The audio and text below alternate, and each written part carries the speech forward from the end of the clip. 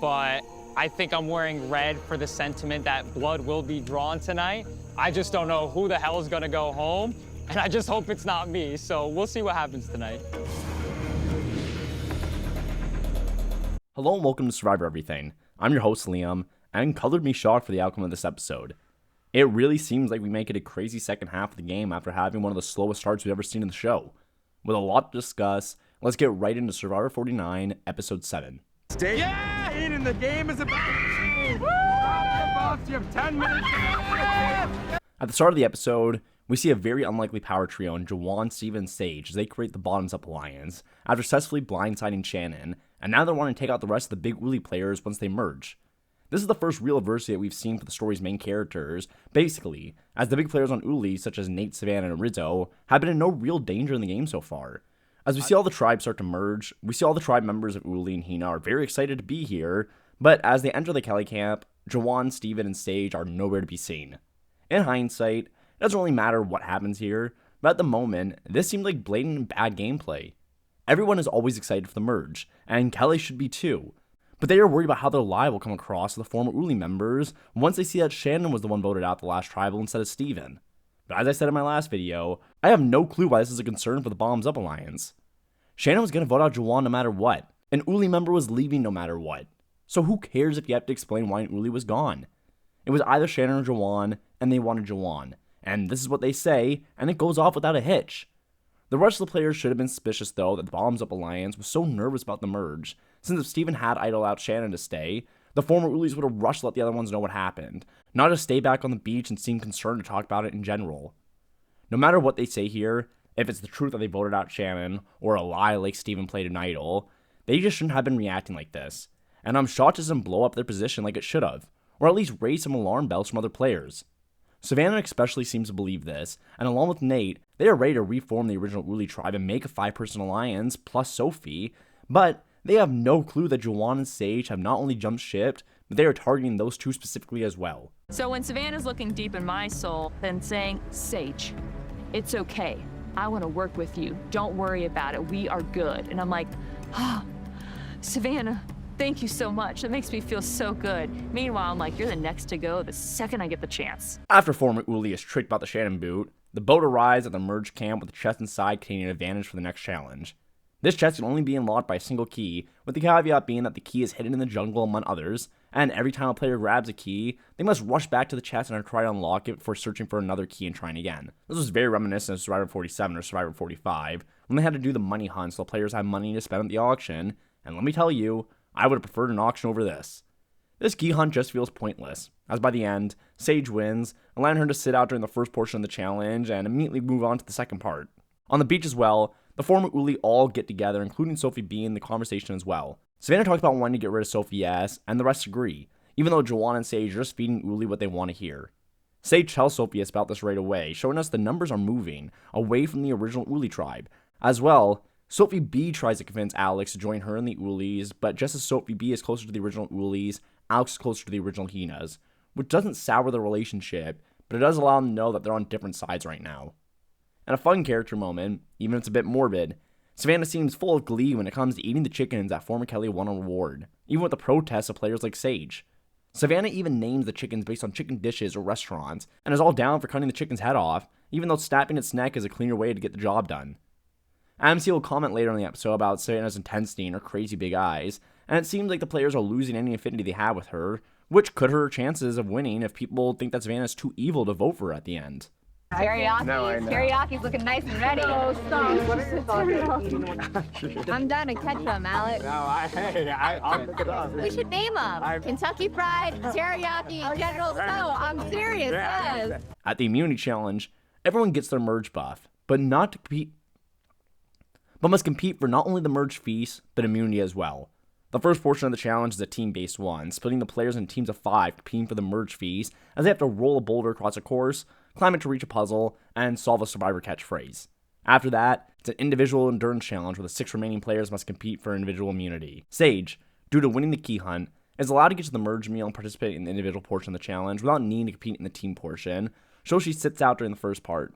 The team portion of the challenge seemed extremely easy, with the boulder being dug up and moved quickly, and no one but Christina had any issues getting up and getting to the puzzle. And if the puzzle is the great equalizer, it shouldn't have been here. I knew the answer to this puzzle within seconds of the two tribes starting them, and I'm shocked it took the players as long as it did to figure it out what the catchphrase was. To me, the length of it and the letters that were exposed made it undoubtedly clear that the answer was, "That's how you do it on Survivor." And it made it even more pathetic that they couldn't figure this out quickly when Jeff had literally said the exact catchphrase as the tribes were climbing the boulder to reach the puzzle. It reminded me of being frustrated at Hunter in Survivor 46 for not being able to list all the Survivor seasons in order. One of the easiest journey challenges we've ever seen on the show. Rizzo, Steven, Nate, and both Sophies win the puzzle, with the other 5 deserving to lose it for taking so long to solve it. At the individual portion, they must balance a ball on top of a stick while gradually going down on a leaning balance beam, while also being forced to lower the grips on the stick to make it as difficult as possible. Sophie S wins the first individual immunity challenge of the season, with Steven getting second, blowing up the original Uli's plan of voting her out the next tribal council. Jawan is up. Sophie's now up. Here goes Sophie. Go, baby. Jawan and MC now gonna help Alex. Good job, Alex. Alex does it. That's how you do it on Survivor. Back at camp, MC goes looking for her idol since she has finally made the merge without going to tribal council at all yet, so she hasn't had her vote the whole time. MC is successful in digging up by the boat, finding a map in a chest, and using the directions to find a set of keys and figure out which one will open the chest to get her immunity idol. Unfortunately for MC though, she didn't play this very incognito-like, so Savannah had noticed that MC was gone for a while and went searching for her.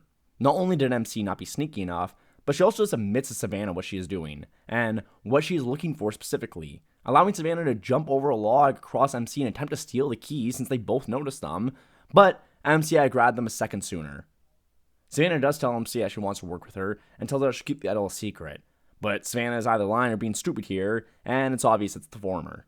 Well, I wanted to let the guys have like alone time. Either one is like just super emotional. And like also he's like the only one who doesn't want a reward.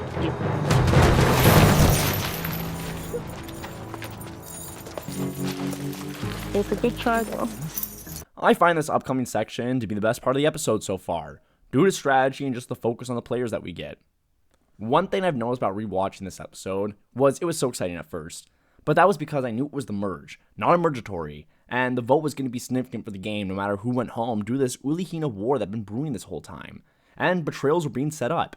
But that's all player and character stuff I was looking forward to, and we only get most of that here. The majority of these episodes taken up by time wasters or things that need to be shown, and lots of the same info repeated in these dull scenes in this episode as well. We need to see the tribes get tree mail that they've merged, and all of them need to be meeting up on the beach, so time is taken right there, which it needs to be. But then the show wasted our time by doing this pointless key hunt instead of focusing on the newly merged players themselves. Then we get a scene of Uli talking to each other, targeting Sophie S, but really, it's just so Jawan and Sage can stay at the betraying the former Uli again, info we already know from the start of the episode. We do get the Savannah chicken scene here, which is character content that I want, but then we cut to the reward immunity challenge. And wow, was this bad the second time around. As I said, I found this challenge to be extremely easy on both the physical and puzzle side of the team challenge, making it lackluster to watch, and then the endurance challenge gives us nothing as well. It's not a fun challenge to watch. It's not a torture endurance challenge. We're not watching people wince or wallow in pain, and the players aren't talking either. So we don't get to see them in agony, like Luke groaning in pain in Australian Survivor. And players aren't being entertaining by talking about Reuben sandwiches to Jeff like Christian, or by telling Jeff to shut up like Rachel did. It's just a boring endurance challenge, with players making it more boring since they're not good for TV here. And to top it off, this challenge takes up 20 minutes of the show. A third of the show is focused on these two horrible challenges, after wasting our time beforehand as well. Then we get the players who won the team section part of the challenge at the merge feast, and because they won't talk strategy due to the mix of players who are eating, we get nothing from them and it cuts back to camp. Wasting our times at the feast unless you were dying to hear Sage fart for some reason. And then we need to focus on MC's bad gameplay by digging up a box and looking for keys so blatantly, only for Savannah to save the scene by injecting with some life and chaos as Savannah fights MC for the keys. Most of this cast is kind of dull, and with a few exceptions like Savannah, it's making some of these scenes drag, and the editors aren't helping most of the time either. Going back to the good stuff though, everyone is scrambling so their first direct shot in this Uli Hina war goes off smoothly, with the former Ulis now knowing MC as an idol, and they want her to burn it as they vote for either Christina or Steven. Sophie B pushes hard for Steven here, when she's either talking to Savannah privately, or when she's talking to everyone in a group, she is firm in her stance with Steven and him being voted out. Other people were debating Christina, who is much less of a physical threat and a social threat, with Sophie B arguing that everyone likes Steven, which is the exact reason why he needs to get out instead of her. but I think that is the exact reason not to vote for him. Especially in a group conversation, trying to convince Alex and Juwan to vote out Steven, someone they both like, over Christina, someone who's expendable, makes it clear for some people to stick with the former Hina to ensure that the person that they like stays in the game. Now, I think that Juwan and Alex aren't voting with the former Ulis in any case, but there's a better argument that they would be okay with targeting Christina over Steven and working with the Ulis that way. The show even goes out of its way to make fun of Christina when Steven says that he is the obvious bigger physical threat here, and then it cuts to Christina laying in the hammock and the hammock collapses to the ground. A completely dirty, but hilarious move from the Survivor editing team, I'll give them that. Sage wants Savannah gone though, but Sophie S says that Rizzo will play his idol on himself for Savannah, so the less risky vote is Nate, someone people respect and believe they can't win at the end against anyways. Sage has been playing really smart the last couple episodes, making correct social reads about other players and how other players perceive her. And she makes the correct read here as well, saying that Rizzo won't play his idol tonight, and Savannah should go because she is really good at damage control and plays the game hard. I feel like Savannah would have integrated better than Nate if she was forced into the new Uli tribe during the second tribe swap instead of him, so I see Sage's point here. But the former Hina would rather keep it safe and target Nate instead. Savannah could have been the target if Juwan would just relay the info that Rizzo told him directly, with Rizzo not wanting to play his idol so he doesn't go back in the woods where anyone can grab it secretly, and this would be great for the former Hina and the Bombs Up Alliance since they don't have to be worried about being idled out here, but they will obviously still attempt the safe vote anyways. This might be our only shot though, because right now, Rizzo thinks Juwan and I are locked in with him. I feel better about blowing it up with Nate still here versus Savannah, because Savannah's so good at damage control and so sneaky. The group is saying At Tribal, the discussion is vague but clear, with everyone trying to play it cool, but they all have their hands on their holsters and they're ready to fire. Generic talks about, by the time the vote comes through, we'll see where we all stand, or whoever goes home will be significant in the trajectory of this game, which in so many words is both sides just trying to say that whoever comes out on top here will be the tribe that starts the begonning. Rizzo pulls out his idol, and when he says the words, "I'm going to be truthfully honest, I'm playing this idol tonight," you know he is lying, but just how he said it, truthfully honest. Like he is desperately wanting them to believe that he isn't trying to lie and play them right here, when he is. Everyone puts pen to parchment, and when Jeff says now is time to play an advantage or idol, MC correctly plays hers, the same way Alex correctly played his in episode 3, even though both of them didn't receive votes during their respective tribals. But Sophie B incorrectly didn't steal MC's idol before she played it, when she had the chance.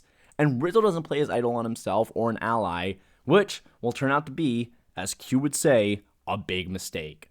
In a 7-4 vote, Nate is sent out the game and becomes the first member of the jury, as Steven survives, putting Rizzo, Savannah, and Sophie B on the outs against a 7-person majority. Since we already knew that Rizzo and Savannah were on Survivor 50, I knew they weren't going home tonight, but I'll admit, I was shocked to see Nate be the one sent to the jury.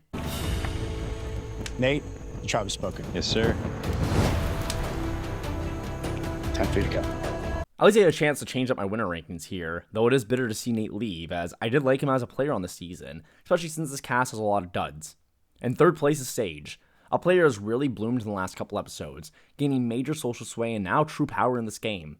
Not only is she in the majority alliance now, but she is part of the Bombs Up Alliance that control the way the majority votes, and no one knows about them.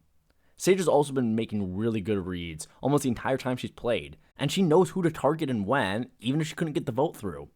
It does suck tonight that she couldn't get her way completely in getting out Savannah, even after correctly reading Rizzo wouldn't play his idol, and if she gets to the end, she still might lose the game due to the stigma that she's the farting weird girl, even if she played a good game to the audience, since people on the island just might perceive her as that.